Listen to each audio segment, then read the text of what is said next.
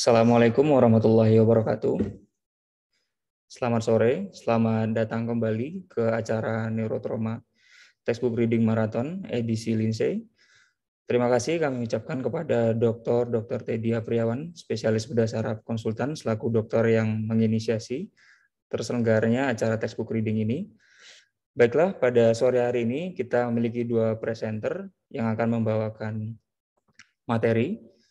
Yang pertama adalah oleh Dr. Ahmad Budi Rahaji dan oleh Dr. Raisul Marif dengan topik pada section 3 edisi Lindsay yaitu Clinical Presentation, Anatomical Concept, dan Diagnostic Approach, dan section 4 Localized Neurological Disease and its Management Part 1. Untuk mempersingkat waktu, langsung saja kita dengarkan dari presenter pertama kepada Dr. Ahmad Budi Rahaji. Waktu dan tempat kami persilahkan.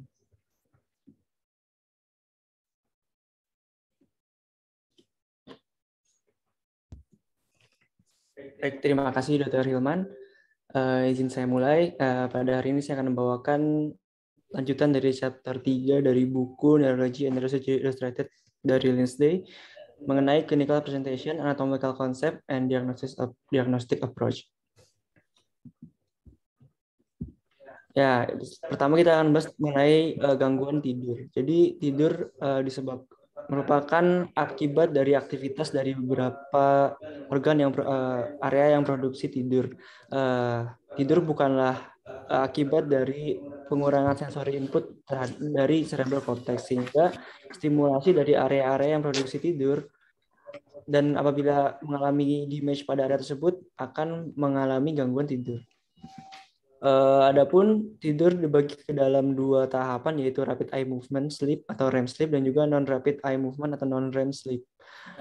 Pada REM sleep itu dikarakteristik dengan adanya gerakan mata yang cepat dan konjugat, kemudian adanya fluktuasi dari temperatur tubuh dan juga tensi dan juga heart rate dan juga pernafasan, kemudian sertai dengan adanya muscle twitching dan juga adanya mimpi.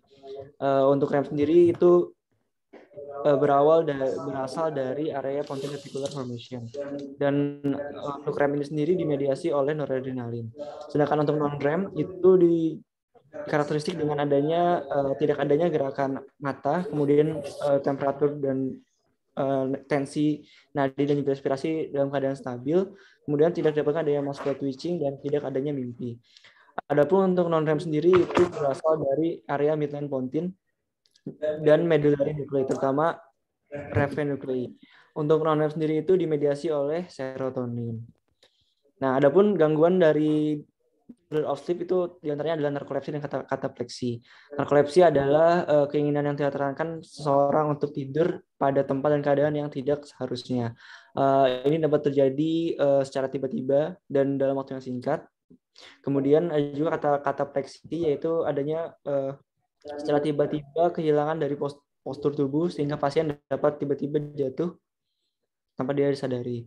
Adapun dapat narkolepsi dan katapleksi ini juga dapat diiringi dengan dua gejala lain sehingga membentuk narkolepsi atau katapleksi tetrat, yaitu adanya sleep paralysis dan juga adanya hypnagogic halusinasi.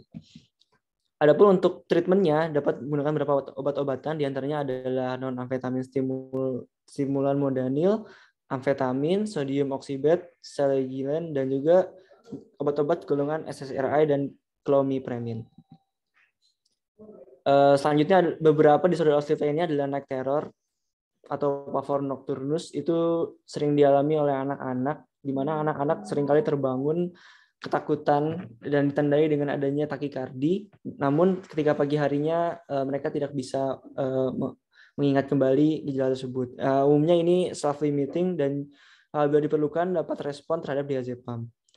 Selanjutnya adalah nightmare, itu mimpi buruk terus terjadi pada fase REM sleep. Kemudian ada juga somnambulism atau sleepwalking dan juga sleep start atau hypnic jerk. Beberapa varian dari sleep start ini antaranya adalah sindrom restless leg syndrome, dystonia, bruxism, dan juga headbanging. Selanjutnya adalah hipersomnia. Umumnya ini terjadi akibat adanya lesi pada floor of the third ventricle. dan seringkali diasosiasikan dengan adanya diabetes insipidus. Selain itu juga dapat disebabkan oleh penyakit sistemik seperti hipotiroid.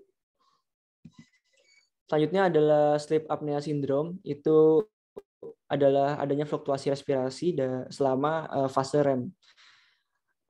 Disertai dengan adanya episode singkat dari apnea. Adapun untuk sleep apnea syndrome, pasien umumnya dapat present dengan adanya mengantuk selama seharian atau adanya nocturnal insomnia dan juga headache pada early morning. Selain itu juga dapat didapatkan adanya snoring dan juga gerakan yang tidak dapat berhenti. Adapun untuk treatmentnya, untuk evaluasi dapat dilakukan pemantauan oksigenasi dengan menggunakan oximetri. Yang perlu diwaspadai apabila kadar oksigen saturasinya harus dipertahankan di atas 50%. Kemudian untuk treatmentnya itu tergantung dari etiologinya. Kita perlu mencegah terjadinya mechanical airway obstruction. Kemudian dapat juga digunakan beberapa obat-obatan seperti theophylline, atau kita menggunakan continuous positive airway pressure, ataupun bila diperlukan dapat dilakukan surgical reconstruction dari palatum dan orofaring apabila gejalanya sudah sangat berat. Selanjutnya kita akan membahas terkait higher cortical dysfunction. Untuk anatomi sendiri, ini adalah kelainan pada area korteks dan sekitarnya, di mana Brodmann membagi korteks dalam 47 area yang masing-masing memiliki fungsinya sendiri. Dan selain itu, hemisfer kanan dan kiri juga memiliki fungsi yang berbeda-beda. Pada hemisfer dominan, pada orang-orang yang right-handed, itu left hemisphere adalah bagian dominan. Adapun untuk sisi kanan, itu pada orang dengan right-handed, itu sisi kanan adalah non-dominan, itu berfungsi untuk visual and spatial perception, kemudian visual non-language dependent memory. Adapun untuk sisi kiri yang dominan, itu berfungsi untuk mengatur bahasa dan juga language dependent memory. Adapun untuk mengetahui hemisfer dominan itu dikatakan dapat dilakukan prosedur yaitu dengan menggunakan Wadap test. Kemudian kita membahas frontal lobes, di mana frontal lobes itu terbagi ada beberapa gyrus penting, ada 5, yaitu precentral gyrus, cortex contralateral movement dari face, arm, leg, trunk. Kemudian ada yang kedua terpenting adalah Broca area. Pada hemisfer dominan itu mengatur ekspresif dari speech. Kemudian area supplementary motor itu berfungsi untuk contralateral head dan eye turning. Kemudian prefrontal area untuk terkait personality dan juga inisiatif. Kemudian lobus precentral itu untuk cortical inhibisi dari bladder dan juga bowel. Adapun impairment dari frontal lobe dapat kita bagi berdasarkan 5 lobus tersebut, di mana pada precentral gyrus yang terganggu dapat menyebabkan monoplegi atau hemiplegi sesuai dengan homunculus yang terlibat. Kemudian apabila mengenai area Broca dapat menyebabkan Broca dysphasia. Apabila mengenai supplementary motor area dapat menyebabkan paralysis of head and eye, terutama ketika bergerak ke arah yang sebaliknya. Kemudian untuk prefrontal area, apabila mengalami damage akan dapat mengalami perubahan dari personality dan juga, misalnya antisocial behavior atau kehilangan dari atau perubahan personality lainnya. Kemudian untuk selain itu prefrontal lesi pada area prefrontal juga dapat menyebabkan gangguan munculnya beberapa refleks primitif. Misalnya refleks gerak, kemudian adanya gangguan disturbance dari gait, kemudian adanya paratonia atau hambatan dari passive movement dari kaki. Kemudian apabila adanya damage pada area parasentral, itu terutama damage pada area posterior part dari superior frontal gyrus dapat menyebabkan adanya gejala inkontinensia dari urin dan feses. Hal ini sering terjadi pada pasien-pasien misalnya pada normal pressure hydrocephalus. Kemudian untuk lobus parietal itu lembut ini dibagi dalam postcentral gyrus yang merupakan area sensori korteks utama, kemudian supramarginal dan angular gyrus pada dominan hemisfer itu berfungsi sebagai Wernicke, area bahasa Wernicke. Selain itu juga berfungsi untuk area auditori dan juga visual. Pada area non-dominal, parietal lobe itu penting untuk konsep dari body image dan juga awareness dari lingkungan sekitarnya.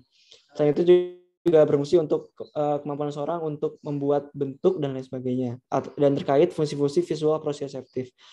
Pada area dominan, parietal lobe itu berfungsi untuk skill dari handling number atau berhitung. Selain itu juga visual pathway juga berada pada area parietal lobe. Sehingga gangguan pada parietal lobe itu dapat bermanifestasi ke dalam beberapa gejala atau diantaranya misalnya pada dominan dapat menyebabkan Wiener anosia, yaitu kebingungan dalam membedakan yang mana tangan dan juga membedakan area kiri dan kanan pada kaki dan juga membedakan jari-jari pada tangan.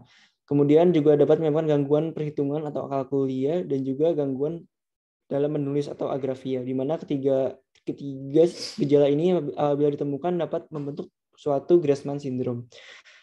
Kemudian apabila dialami pada area non-dominan dapat mengalami gejala anosognosia. Itu adalah tidak dapat mengetahui kiri kanan dari kaki. Kemudian adanya dressing apraksia, di mana pasien kesulitan untuk menggunakan pakaian atau memasukkan tangan ke dalam pakaian. Kemudian ada juga geographical agnosia, gangguan terhadap memori geografi. Misalnya pasien tidak dapat menemukan di mana tempat tidur dia. Dan juga gejala konstruksional apraksia, di mana pasien tidak dapat untuk mencontoh geometrical pattern, atau dia tidak bisa menulis pola-pola geometris. Selain itu juga dapat mengalami damage pada optic radiation yang berada pada area parietal lobe dalam, dapat menyebabkan gejala lower homonym quadrantanopia. Selanjutnya adalah temporal lobe, itu terbagi ke dalam superior temporal gyrus, middle temporal gyrus, dan inferior temporal gyrus, dibatasi oleh angular gyrus. Adapun fungsi-fungsinya terutama adalah auditory cortex, terutama di gyrus Hassel. Pada dominan hemisfer itu penting untuk fungsi mendengar dan juga berbahasa. Pada area non-dominan itu lebih ke fungsi mendengar suara, ritme dan musik. Kemudian middle dan inferior temporal gyrus itu berhubungan dengan proses belajar dan juga memori. Kemudian untuk area limbik juga termasuk dalam inferior dan medial portion dari temporal lobe.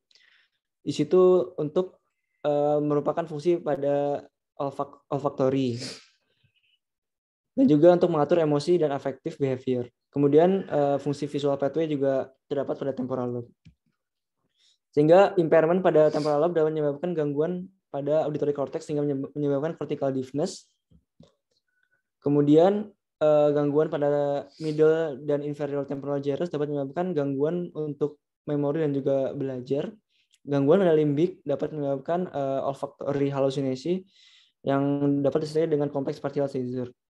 Juga dapat menyebabkan gejala agresif atau antisocial behavior dan juga ketidakmampuan untuk mengulang atau menyimpan memori baru. Selain itu, damage pada optik radiasi juga dapat menyebabkan gejala upper homonym quadrantanopia. Dan apabila mengalami gejala pada dominan hemisfer lesi pada dominan hemisfer dapat menyebabkan Wernicke dysphasia. Selanjutnya adalah occipital lobe. Gangguan pada occipital lobe dapat menyebabkan homonym hemianopia dengan atau tanpa involvement dari makula, tergantung dari luasnya lesi di area posterior. ketika hanya occipital pole yang mengalami gangguan, maka akan mengalami central hemianopia dan disertai dengan normal peripheral field. Selanjutnya adalah cortical blindness apabila pada occipital lobe mengalami cortical yang ekstensif dan secara bilateral. Itu dapat menyebabkan cortical blindness dan ditandai dengan ada detail yang masih normal. Selain itu juga dapat menyebabkan adanya Anton syndrome apabila mengenai pada area striate dan juga parastriate sehingga pasien tidak mengetahui kalau dia mengalami visual loss dan menyangkal hal tersebut. Selain itu juga dapat menyebabkan untuk melakukan voluntary gaze direct dan hal ini seringkali diasosiasikan dengan visual agnosia. Selain itu juga dapat menyebabkan visual halusinasi yang umum didapatkan pada migrain dan juga pada epilepsi. Kemudian visual illusion terdapat dua jenis yaitu objek kecil atau mikroskopi atau terlihat lebih besar atau makroskop dibandingkan dengan sebenarnya. Kemudian juga dapat menyebabkan prosopagnosia, di mana pasien tidak dapat melihat wajah-wajah yang familiar. Misalnya dia mengetahui nama dari keluarganya dan tidak tahu siapa keluarganya tersebut.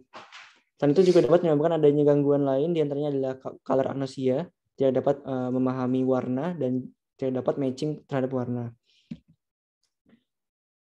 Selain itu, kita membahas tentang higher cortical function untuk memori. Ya, untuk memori sendiri itu secara anatomis itu dimiliki oleh beberapa organ, yang adalah mammillary body, thalamus, orbitofrontal cortex, medial temporal cortex atau hippocampus, dan juga fornix. Pada buku ini dijelaskan beberapa penyebab yang menyebabkan gangguan memori dan organ-organ mana yang mengalami damage. Misalnya pada head trauma itu dapat mengalami gangguan memori akibat gangguan pada thalamus, orbitofrontal cortex, dan juga medial temporal cortex, juga fornix. Adapun memori sendiri dapat diklasifikasi secara sederhana itu menjadi dua, yaitu saya dapat mengingat kejadian sebelum kejadian atau sebelum injury, dan juga anterograde atau post traumatic amnesia ketika pasien tidak dapat mengingat kejadian setelah injury. Selanjutnya ada juga amnestic syndrome, itu yang dapat dikarakteristik dengan beberapa gejala, diantaranya adanya retrograde amnesia, anterograde amnesia.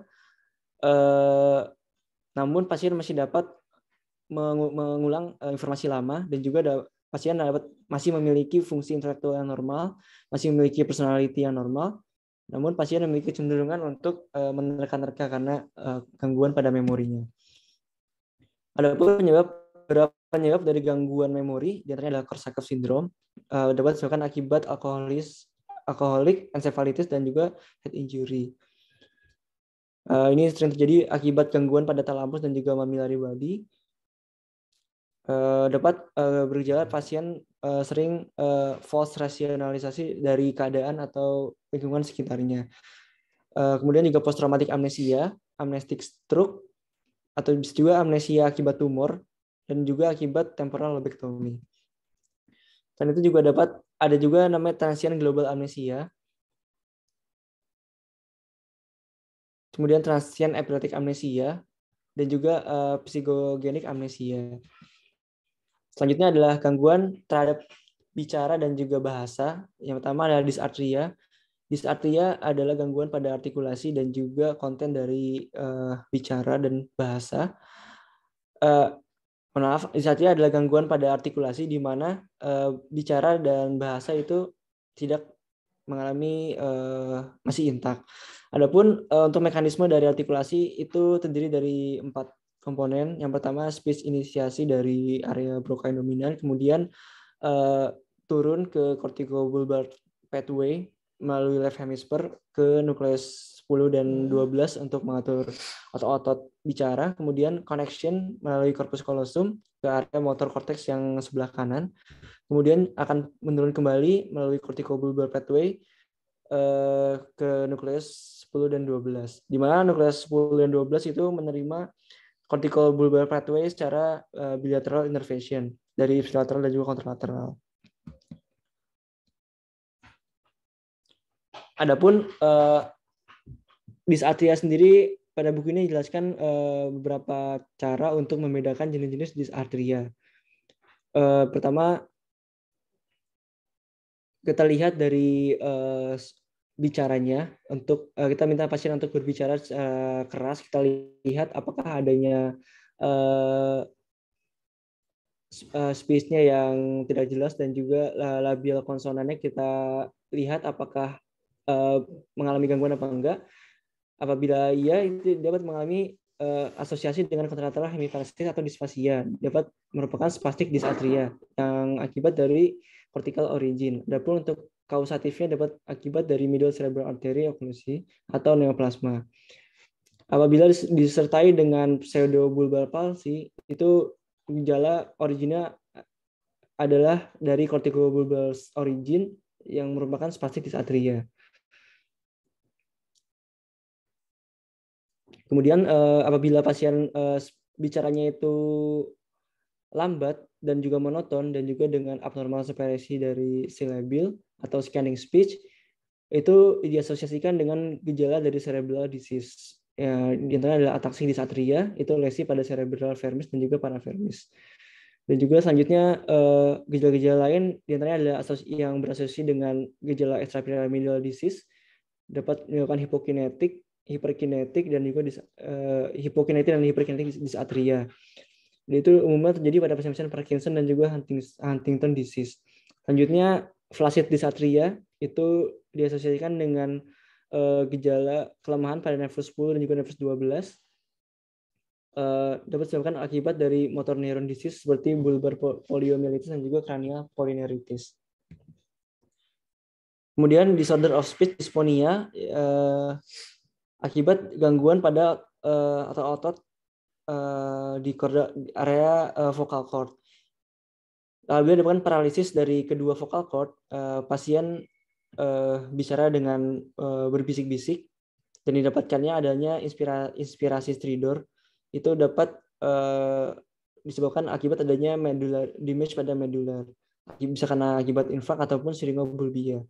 Kemudian apabila adanya spastic dysphonia, itu dites dengan pasien menjulurkan adanya kita lihat vocal cord-nya apakah ada normal adduction. Kemudian untuk paralisis dari left vocal cord itu dapat disebabkan akibat adanya gangguan pada recurrent laryngeal nerve. Itu akibat misalnya akibat setelah dilakukan thyroid surgery atau adanya bronchial neoplasma ataupun adanya aneurisma pada aortik. Selanjutnya adalah disorder line of speech lainnya yaitu disfasia. Ya, pada buku ini juga dijelaskan beberapa diagnostic approach untuk disfasia. Kita menilai dari konten dan juga fluency dari speech. Kita mengakses dari apakah pasien dapat spontaneous speech atau tidak, kemudian untuk naming object, untuk mengulang atau repetisi, membaca, dan juga menulis. Apabila pasien non-fluent, kemudian speech-nya itu tidak lancar, ragu-ragu, kemudian namun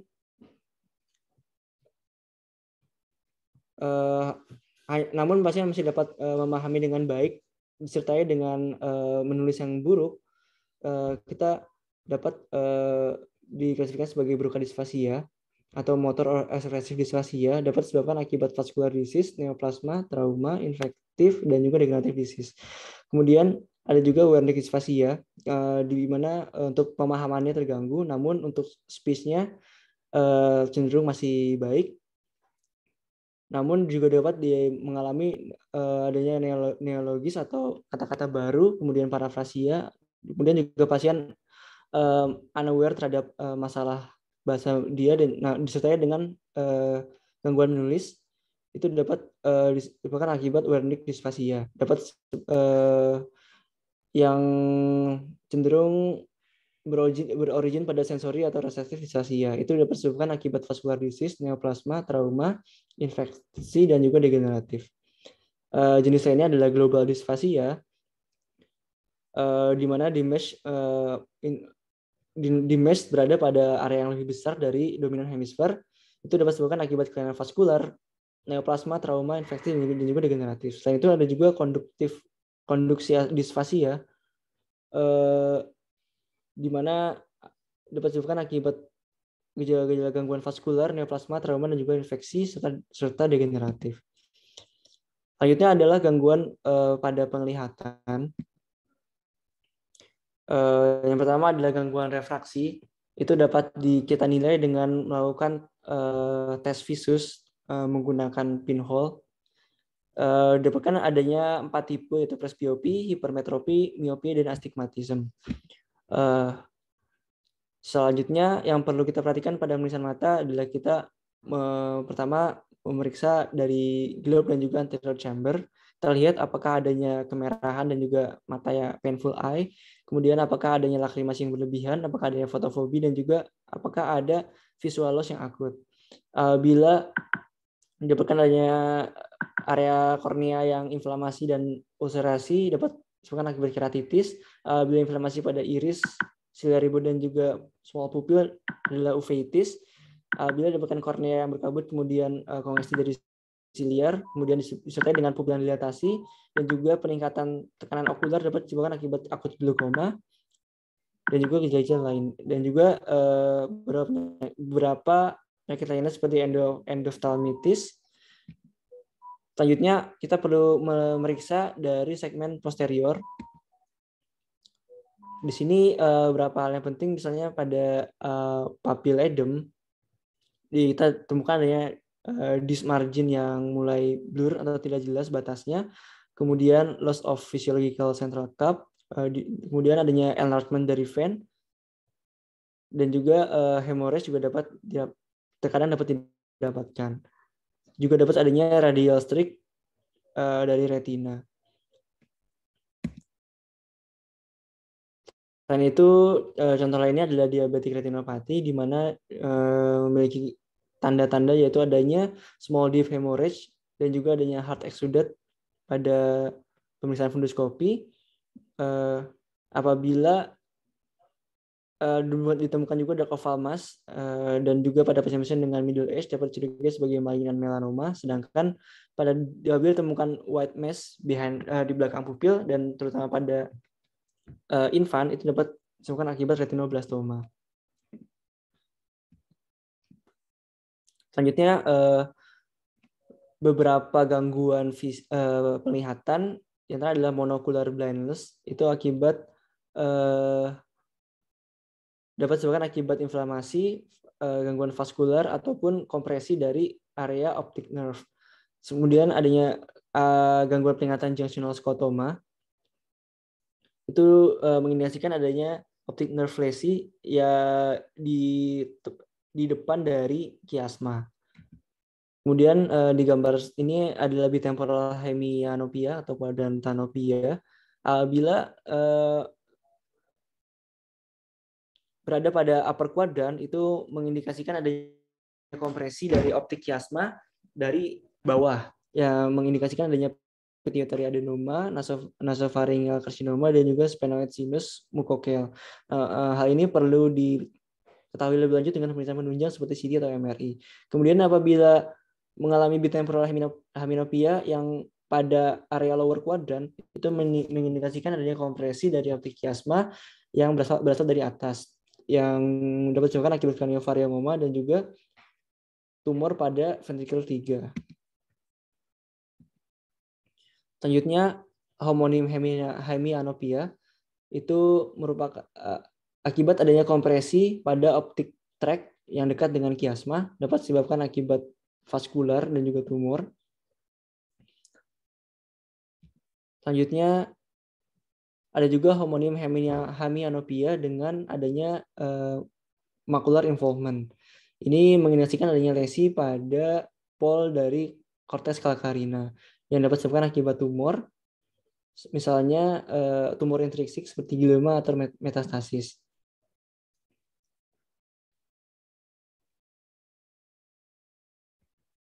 Selanjutnya adalah gangguan pada penghidu atau disorder of smell yang terutama mengenai olfactory cranial nerve. Adapun beberapa gangguan yang dapat kita bagi sebagai gangguan sementara dan kedua adalah gangguan sementara hingga permanen. Misalnya yang gangguan temporary bisa akibat upper respiratory tract infeksi. Kemudian apabila yang permanen dapat disebabkan akibat head injury, kemudian viral infection akibat obat-obatan, akibat neurodegeneratif misalnya pada Parkinson dan juga Alzheimer, akibat penyakit endokrin seperti Addison disease, akibat tumor misalnya olfactory groove meningioma, akibat gangguan vaskular misalnya aneurisma dari circle of Willis, kemudian bisa juga akibat peningkatan tekanan intrakranial. Selain itu yang perlu diketahui adalah Foster Kennedy syndrome di mana merupakan terdiri dari 3 gejala yaitu ipsilateral anosmia, ipsilateral optic atrophy, dan juga contralateral pupil edem. Selain itu gangguan disorder of smell lainnya adalah olfactory halusinasi yang seringkali didapatkan pada kompleks partial seizure dan juga pasien-pasien migrain. Selanjutnya adalah gangguan pada pupil.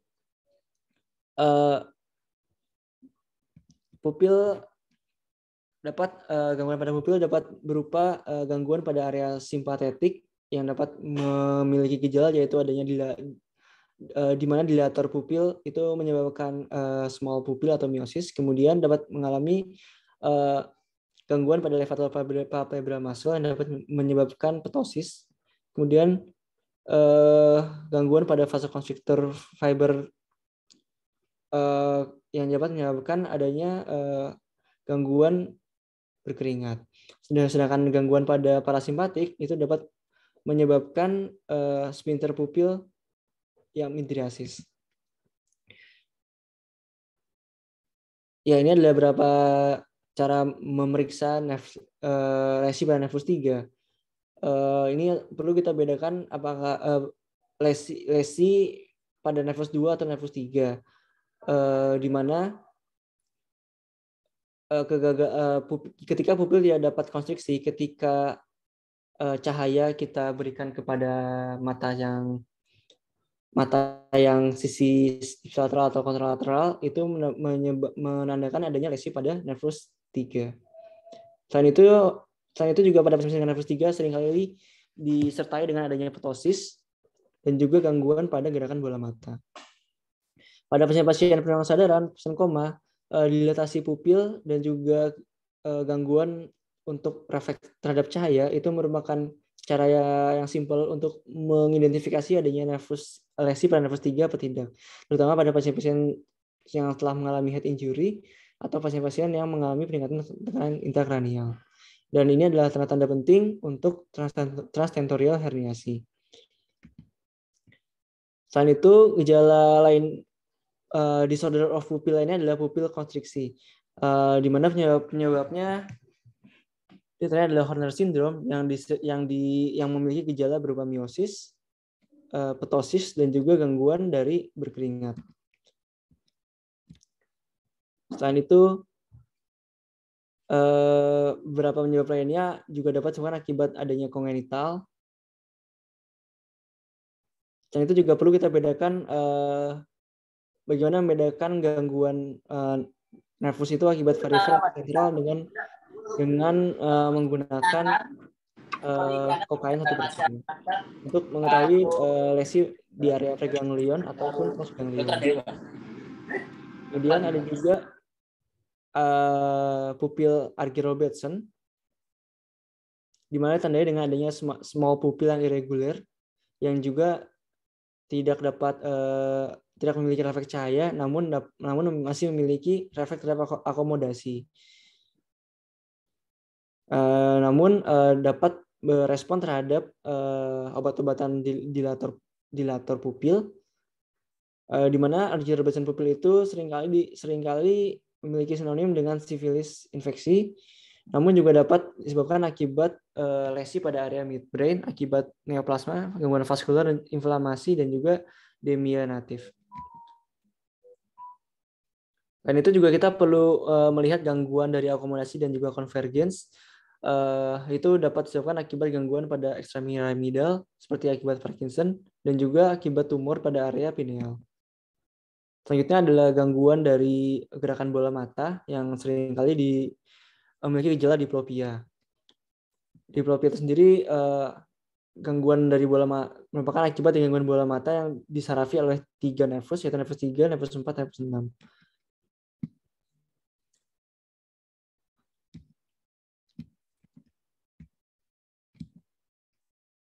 Ya,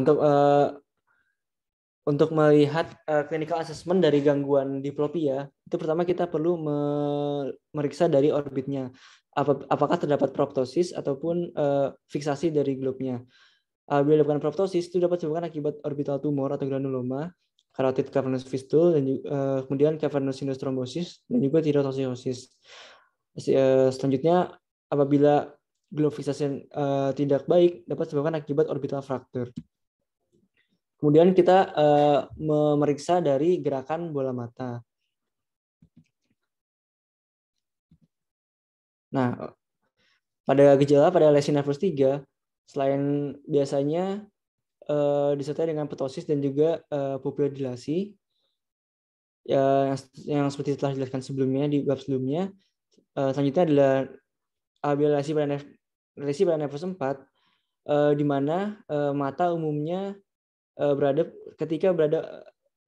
mata berada pada primary position, kemudian kita melakukan tes dengan menyuruh pasien untuk melihat ke mata ke arah aduktif. Jadi seringkali pasien mengalami gejala berupa double vision atau diplopia ketika pasien melihat ke bawah, misalnya saat pasien turun tangga atau pasien membaca. Dan ketika bola mata disuruh aduksi, maka salah satu sisi akan terganggu. Selanjutnya adalah nervus 6. Jadi ketika pasien diminta untuk melihat ke arah yang paralisis, mata akan lesi yang mengenai nervus 6 akan mengakibatkan gangguan dari abduksi dari bola mata. Dan seringkali diplopianya itu berupa horizontal dan hanya terjadi ketika pasien melihat ke area yang paralisis.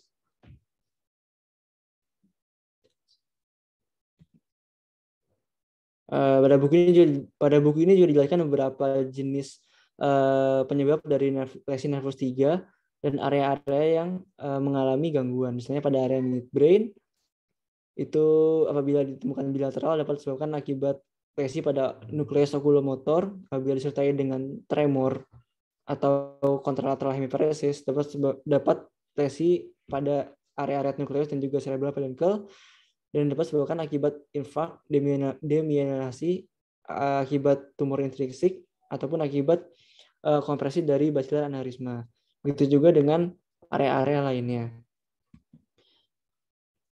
Dalam buku ini dijelaskan juga penyebab dari lesi pada nervus 4 dan nervus 6 dan beserta area-area yang terlibat beserta penyebab-penyebab kausanya. Misalnya pada area midbrain dapat apabila disertai dengan contralateral hemiparesis dan juga contralateral hemisensory loss, itu lesi dapat berada pada area intrinsik midbrain yang dapat disebabkan akibat infark, demyelinasi, dan juga intrinsik tumor.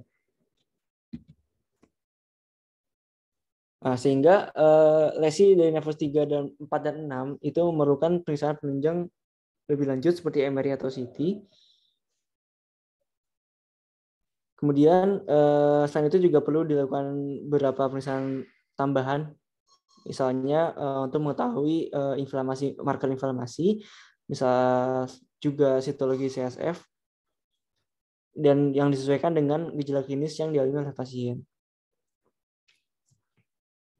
Selain itu, pada pasien-pasien dengan hipertensif dan berusia tua atau pada pasien-pasien dengan diabetik dengan gejala nervus 3 lesi umumnya pada buku ini dikatakan tidak memerlukan vascular imaging, dan apabila kita curigai adanya gangguan lesi nervus 3, 4, dan 6 itu akibat miopati atau misternya grafis, dapat kita diagnosis dengan menggunakan acetylcholine receptor antibodies. Selain itu juga dapat menggunakan EMG study dan juga muscle biopsi bila diperlukan. Selanjutnya, gangguan pada facial pain dan juga sensory loss itu berhubungan dengan gejala atau damage pada nervus 5. Ya, jadi kita perlu memperhatikan pemeriksaan dari fungsi dari nervus 5. Kita yang perlu diperhatikan adalah pattern dari gangguan sensoris.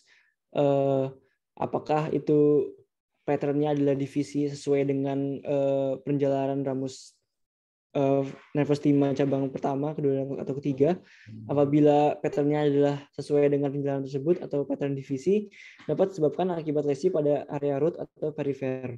Apabila patternnya adalah berupa onion skin, dapat disebabkan lesi pada area brainstem.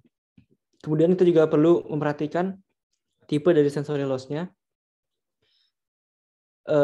Apakah berupa pain, temperatur, sensasi, ataupun touch, itu dapat disosiasikan dengan lesi pada area brainstem. Kemudian kita juga perlu memperhatikan apakah adanya gejala tambahan berupa kelemahan dari ekstremitas atau adanya gejala sensori lainnya.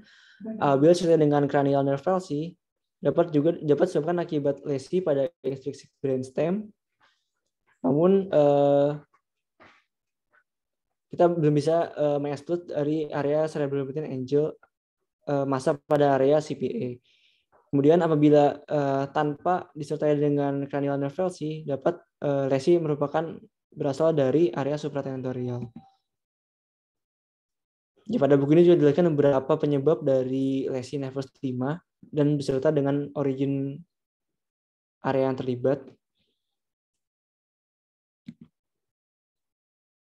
Selanjutnya adalah gangguan pada facial pain. Jadi kita perlu mengetahui site of pain, lokasi pain-nya. Misalnya pada penyakit-penyakit post-herpetic neurology biasanya mengenai pada nervus 5 cabang pertama, kemudian bila akibat dari atypical facial pain itu umumnya diffuse, kemudian apabila trigeminal neuralgia itu umumnya sesuai dengan penjalanan nervus cabang 1, 2, dan 3. Kemudian kita juga perlu membedakan dengan gejala-gejala lainnya, misalnya akibat sinusitis itu umumnya pada area frontal dan juga maksila. Selain itu juga kita juga perlu memperhatikan jenis-jenis nyeri wajah lainnya seperti akibat clutter headache, gangguan okular, Hosten syndrome, dan juga Toloshan syndrome. Selanjutnya kita perlu mengetahui kualitas dari pain-nya yang masing-masing umumnya memiliki karakteristik pain masing-masing. Misalnya trigeminal neuralgia umumnya berupa nyeri tajam, menusuk, dan juga paroksismal. Selanjutnya, kita juga perlu memperhatikan apakah adanya gejala-gejala tambahan lainnya. Selanjutnya juga perlu melakukan untuk mengetahui apabila dapatkan tanda-tanda simptom gejala lainnya itu dapat dilakukan pemeriksaan lebih lanjut dengan menggunakan misalnya menggunakan blood test ataupun imaging. Yang paling sering adalah trigeminal neuralgia, yaitu adanya serangan nyeri yang paroksismal dan umumnya nyeri bersifat berat, singkat, tajam, dan juga menusuk yang berasal pada satu atau lebih dari divisi dari nervus trigeminus. Untuk etiologinya umumnya akibat dari root atau root intrusion kompresi, bisa akibat arteri vessel atau akibat dari tumor pada area cerebral protein angel. Bisa juga contohnya akibat meningioma, epidermolysis, juga terkadang dapat menyebabkan trigeminal neuralgia. Kemudian juga dapat disebabkan akibat demyelinasi. Untuk pemeriksaannya dapat menggunakan MRI Untuk manajemennya dapat menggunakan obat-obatan seperti carbamazepine. Selain itu juga dapat menggunakan obat lain seperti baclofen, lamotrigine, gabapentin, dan phenytoin. Apabila nyeri terus persisten, dapat juga menggunakan terapi lainnya seperti misalnya surgery, yaitu microvascular dekompresi. Selanjutnya adalah disorder pada lower cranial nerve, misalnya pada glossopharyngealgia, yaitu berupa nyeri pada area nervus 9. Umumnya berupa nyeri yang tajam, singkat, dan berasal pada area-area posterior dari faring atau area tonsilar. Umumnya juga dapat menjalar hingga ke telinga dan dapat di-trigger saat pasien menelan. Selain itu juga dapat disertai dengan adanya bradikardi dan sinkop akibat dari stimulasi dari vagal reflex. Seperti trigeminalgia, penggunaan obat-obat carbamazepine juga dapat mengurangi nyeri. Bila nyeri tetap persisten, dapat menggunakan terapi microvascular dekompresi. Selain itu, disorder dari nervus vagus dapat menyebabkan beberapa gejala, misalnya palatal weakness, dapat berupa unilateral maupun bilateral, kemudian weakness pada faring, dan juga weakness pada laring. Untuk mendiagnosis, kita dapat melakukan pemeriksaan pada vocal cord. Kita dapat mengetahui origin dari lesi. Apabila lesinya adalah unilateral itu dapat menyebabkan mild dysphagia, hoarseness, dan juga penurunan dari kekuatan vokal. Bila bilateral dapat menyebabkan bilateral cord paresis, sehingga pasien dapat mengalami kesulitan kelemahan saat batuk, dan juga dapat mengalami nasal regurgitasi dan juga stridor. Namun stridor dan breathlessness tidak dapat terjadi. Selanjutnya adalah disorder pada 11 cranial nerve. Umumnya yang sering kita lakukan adalah gangguan pada unilateral lower motor neuron, dapat menyebabkan kelemahan pada otot trapezius, di mana pasien tidak dapat mengangkat bahunya, dan juga kelemahan ketika pasien menoleh ke arah sisi kepala yang berlawanan akibat kelemahan dari sternomastoid. Dan selanjutnya adalah kelemahan pada cranial nerve 12. Nervus 12 adalah nervus motor yang menginervasi otot-otot intrinsik dari lidah, di mana gejala-gejalanya dapat menyebabkan gangguan-gangguan pada otot lidah. Dapat menyebabkan beberapa gejala, yaitu misalnya kelemahan pada saat lidah diprotrusikan. Lesi pada area area nervus 12 dapat menyebabkan atrofi dan juga deviasi dari lidah ke arah sisi yang lemah. Pada buku ini juga dijelaskan beberapa penyebab serta origin dari gangguan-gangguan dari nervus lower cranial nerve, nervus 9, 10, 11, dan 12. Itu adalah disfungsi cerebellar, dapat dibagi ke dalam cerebral sendiri dapat dibagi dalam 3 area besar, yaitu anterior lobe itu berfungsi untuk maintenance dari gait, kemudian area posterior berfungsi untuk mempertahankan postur dan juga mengkoordinasi motor skill, dan area flocculonodular untuk mempertahankan keseimbangan. Sehingga damage pada area cerebral bergantung pada area yang terkena. Misalnya damage pada area midline atau pada area vermis dapat menyebabkan gangguan pada keseimbangan atau unsteadiness saat pasien berdiri, berjalan, dan juga duduk, atau disebut dengan truncal ataksia. Ketika pasien menutup mata juga tidak keseimbangan tetap tidak tetap pasien tetap tidak seimbang. Kemudian pasien juga dapat mengalami gangguan vestibular, di mana pada pemeriksaan vestibular fungsi vestibular itu dapat terganggu.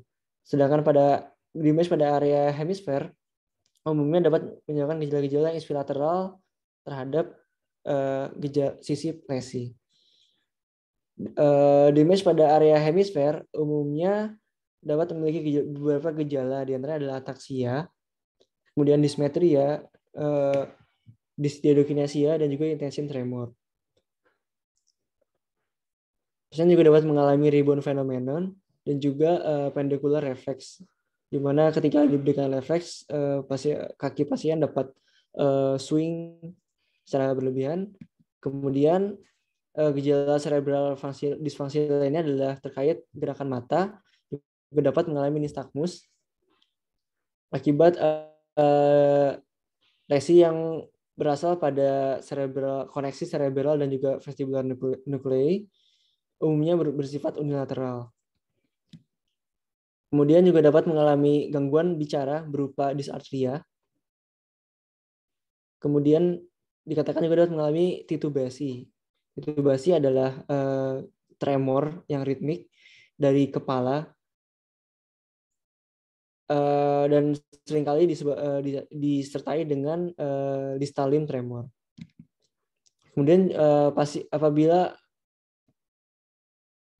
mengalami lesi pada area anterior vermis, pasien juga dapat mengalami abnormal head tilt, dan juga gejala lainnya seperti gejala dari cerebral dysfunction yaitu involuntary movement seperti myoclonic jerk. Adapun pada buku ini dijelaskan beberapa kausa dari cerebral dysfunction, di antaranya akibat developmental, misalnya akibat agenesis, kemudian dendritic malformation dan lain sebagainya, kemudian akibat demyelinatif, degeneratif, neoplastik, paraneoplastik, infeksi metabolik, vaskular, dan juga akibat obat-obatan. Gejala selanjutnya dari cerebral dysfunction yaitu nystagmus. Nystagmus itu pada buku ini dijelaskan terdapat beberapa derajat, yaitu ketika nystagmus hanya terdapat pada deviasi mata pada satu sisi, yaitu adalah first degree nystagmus. Kemudian apabila mata deviasi pada satu sisi dan pada midline itu disebutkan second degree, dan ketika present pada semua arah dari gaze itu merupakan derajat 3.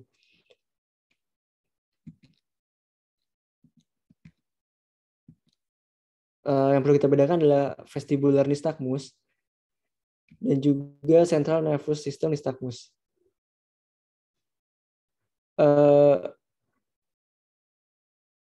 Apabila central vestibular koneksi hubungan koneksi antara central vestibular dan juga vestibular nucleus di brainstem mengalami lesi, hal ini dapat menyebabkan central nervous system nystagmus.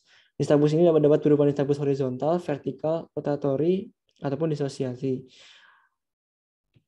Di mana pada CNS nystagmus itu dapat umumnya gaze-nya adalah multidireksional dan juga seringkali tidak disertai dengan gejala vertigo. Selanjutnya, selain itu juga dapat disertai dengan gejala lainnya dari nuklear atau traktus dari brainstem lainnya yang terkena. Untuk CNS nystagmus sendiri dapat disebabkan akibat vascular disease, demyelinisasi, neoplasma, akibat nutritional disease, alkohol intoksikasi, dan juga drug toxicity.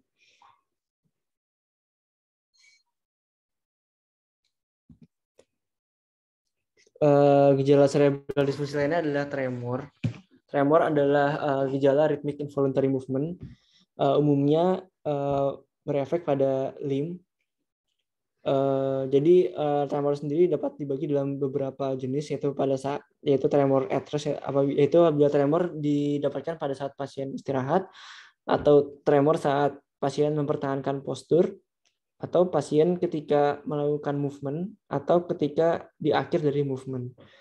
Yang perlu kita perhatikan dari tremor adalah rate-nya, apakah lambat atau cepat, kemudian amplitudenya, fine atau coarse, kemudian distribusinya, apakah di kepala, terang atau limb, distal atau proksimal. Kemudian itu juga perlu memperhatikan gejala-gejala penyerta lainnya, misalnya disorder dari gait atau keseimbangan. Untuk fisiologis tremor itu umumnya dapat ditemukan pada saat kita mempertahankan area yang fix, postur yang fix. Umumnya berkarakteristik cepat, rate-nya cepat, dan juga karakteristik itu fine, dan distal, dan distribusinya distal. Ini dapat disebabkan akibat adanya kelelahan, kecemasan, atau akibat obat-obatan. Sedangkan untuk tremor patologis itu dapat ditemukan pada saat resting, pada saat istirahat, atau pada saat dengan movement dengan rate yang rendah, dengan karakter coarse, dan juga proksimal atau distal atau asimetris dalam distribusinya. Dan tremor ini sendiri seringkali disertai dengan disability. Nah, misalnya jenis-jenis tremor patologis, misalnya tremor at rest itu seringkali ditemukan pada Parkinson disease atau drug-induced Parkinsonism. Kemudian tremor yang ditemukan pada saat maintaining posture atau saat movement, misalnya akibat postural tremor, di mana tremor tidak didapatkan pada saat istirahat, dan juga tidak ditemukan pada saat ekstremitas itu relax, namun dapat muncul ketika maintaining fixed posture dan juga selama pergerakan dengan rate yang 0-12, amplitude fine, kemudian onsetnya slow insidious dengan distribusi di upper limb, itu merupakan postural tremor. Selain itu juga terdapat beberapa jenis tremor lainnya, yaitu familial tremor, essential tremor, dan juga senior tremor. Kemudian ada juga cerebral tremor atau intention tremor yang memiliki karakteristik berupa tremor tidak ditemukan pada saat istirahat, namun ditemukan pada saat movement atau pada saat end dari movement atau approaching target. Misalnya ketika kita melakukan pemeriksaan finger to nose test dengan rate yang 4-6 per second dengan amplitude coarse dan juga distribusi proksimal dan distal. Dan seringkali disertai dengan gejala-gejala cerebral sign lainnya.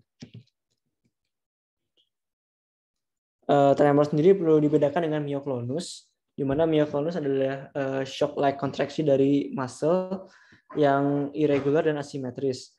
Umumnya terjadi repetitif pada grup muscle yang sama, atau dialami pada group of muscle yang sama. Untuk clinical feature sendiri umumnya repetitif dengan frekuensi 5-60 kali per menit. Kemudian untuk otot yang terkena umumnya adalah area wajah, oral cavity, dan juga limb. Kemudian umumnya dapat dipresipitasi atau dimunculkan akibat dari visual ataupun auditory stimulasi. Dan seringkali myoklonus itu juga dapat merupakan fisiologis yang umumnya terjadi pada saat tidur atau disebut dengan hypnotic jerk, atau pada saat pasien dengan ansietas, atau pada pasien bayi ketika menyusui. Berikut adalah beberapa penyebab dari myoklonus. Selanjutnya adalah gangguan pada stance, pada jalan dan juga pada postur gait.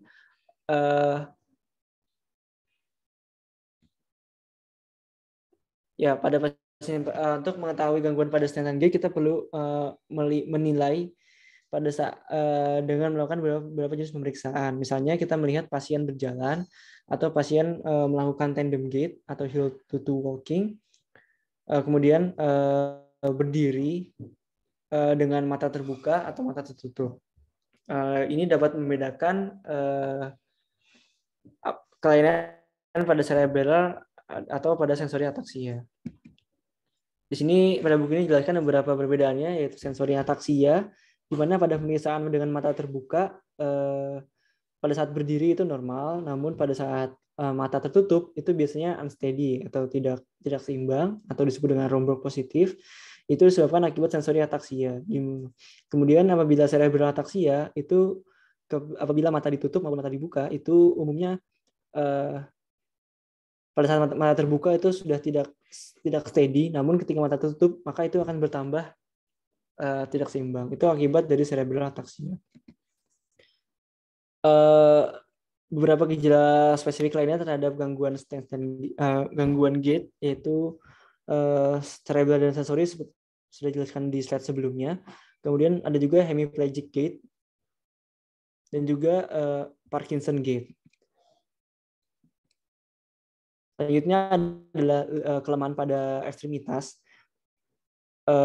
Dapat kita bedakan berdasarkan upper motor neuron weakness dan juga lower motor neuron weakness.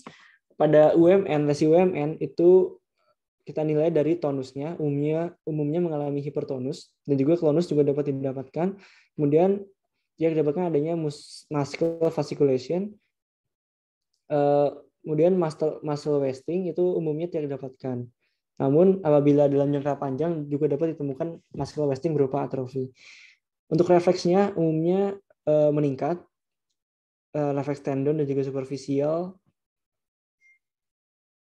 Untuk refleks tendon biasanya meningkat, untuk refleks superficial biasanya depres atau absen. Kemudian untuk plantar respon umumnya berupa ekstensor. Untuk distribusinya sendiri tergantung dari area homunculus dan area predileksi yang terlibat. Namun umumnya pada area upper limb umumnya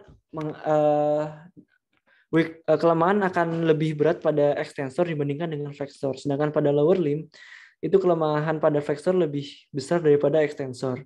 Sehingga hal ini menyebabkan adanya postur spastik di mana di upper limb itu tangan cenderung fleksi sedangkan kaki cenderung ekstensi. Yang kita perlu perhatikan juga pada beberapa motor neuron itu ada yang memiliki dual innervasi atau bilateral innervasi, misalnya pada area wajah, pada area mastikasi, dan juga pada area palatum dan juga lidah. Sedangkan untuk lower motor neuron weakness itu untuk tonusnya umumnya menurun dan juga dapat ditemukan fascikulasi dari otot, dapat irregular atau tidak ritmik, dan juga dapat ditemukan adanya muscle wasting. Umumnya 2-3 minggu setelah onset. Untuk refleks umumnya refleks tendon tidak ditemukan. Untuk refleks superficial jarang berefek. Kemudian untuk plantar respon umumnya flexor. Adapun untuk distribusinya dapat mengenai pada area-area yang distribusi dari spinal, segmen atau root, plexus, dan juga perifer. Selain itu, untuk limb weakness lainnya adalah area neuromuscular junction.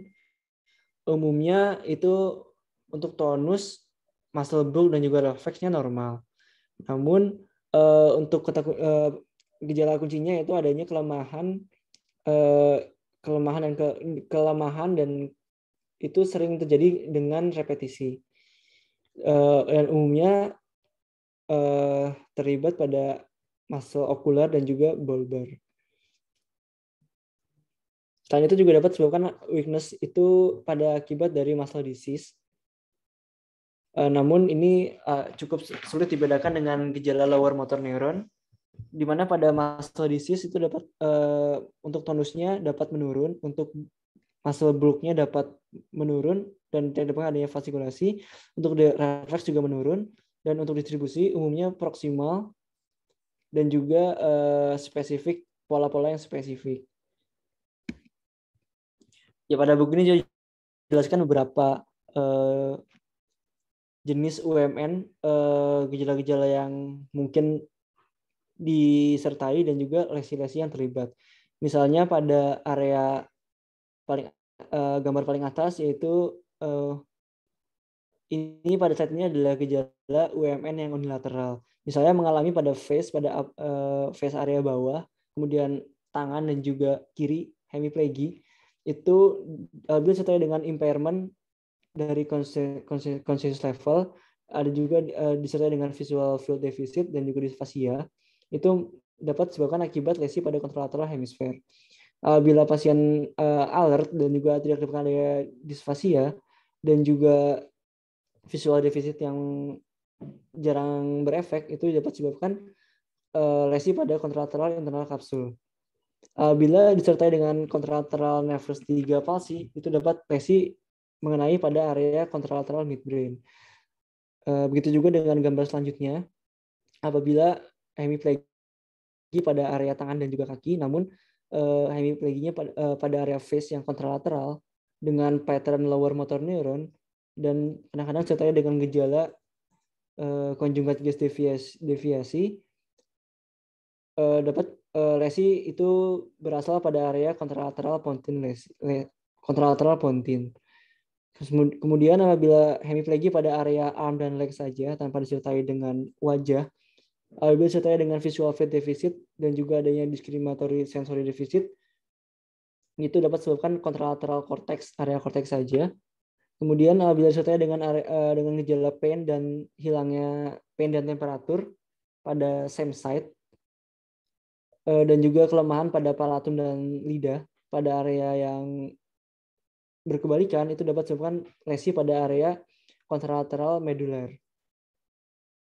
Selanjutnya apabila didapatkan gejala hanya pada tangan saja ataupun pada wajah dengan disertai adanya visual field deficit atau adanya disfasia dan juga adanya discriminatory sensory deficit, lesi dapat berasal pada contralateral cortex.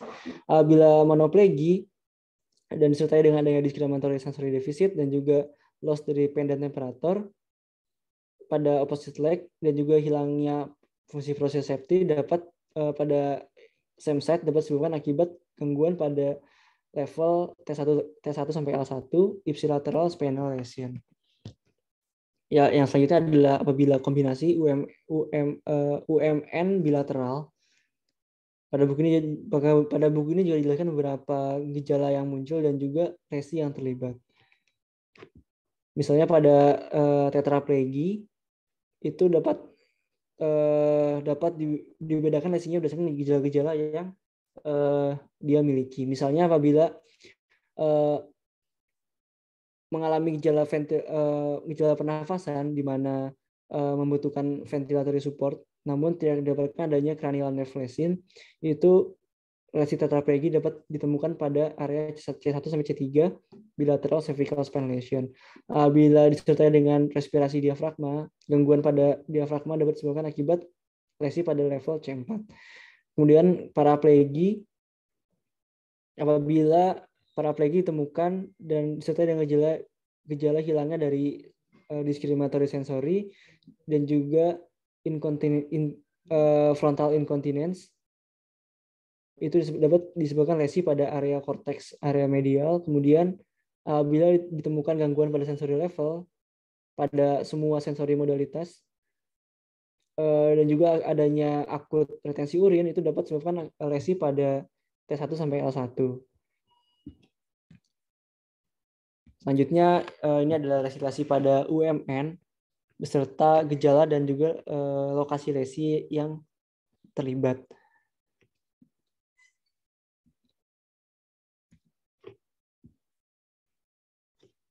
Nah, misalnya ini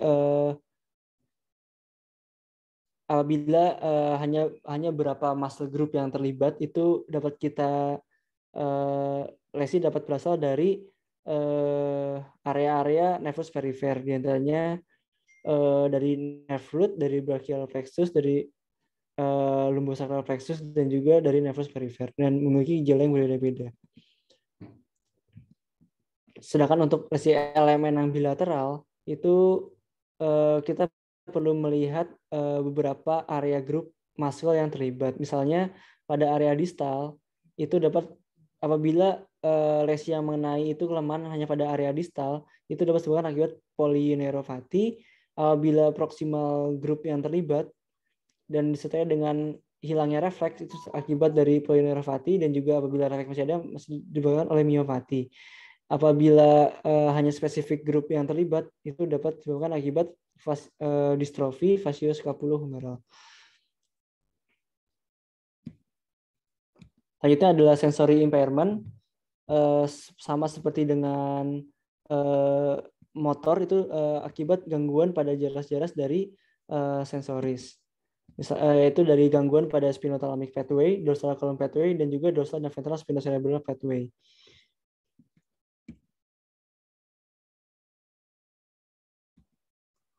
Ya, pada buku ini juga dijelaskan beberapa lesi jenis-jenis defisit area-area yang terlibat, kemudian gejala-gejala yang kemungkinan didapatkan, dan juga lesi-lesi yang terlibat. Misalnya apabila ditemukan hemisensory loss dan juga facial sensory loss yang kontralateral, serta dengan gejala-gejala adanya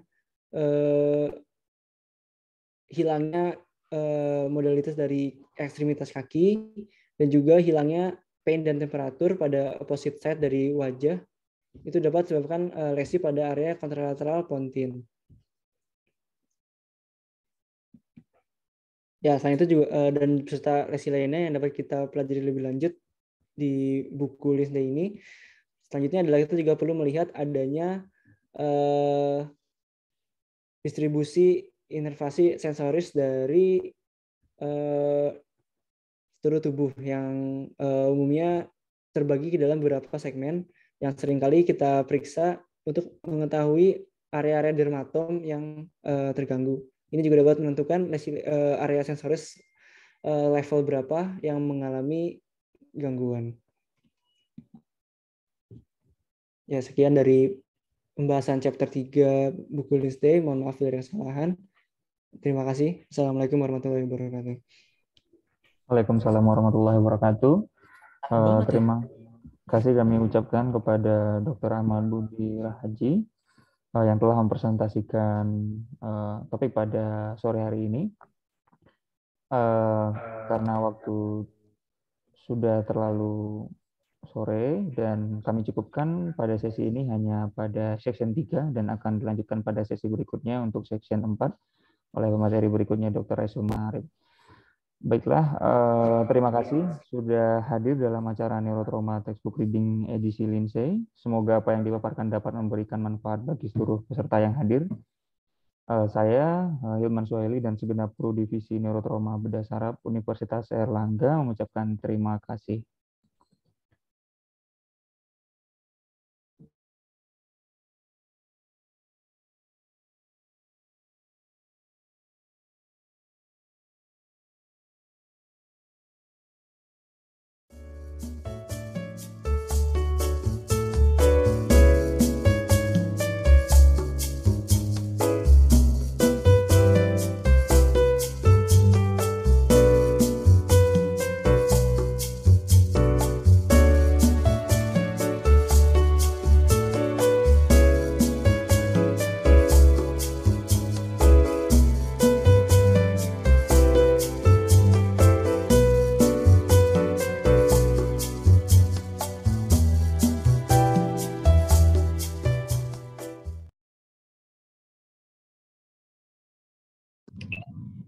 Ya, langsung ditutup aja, sudah maghrib.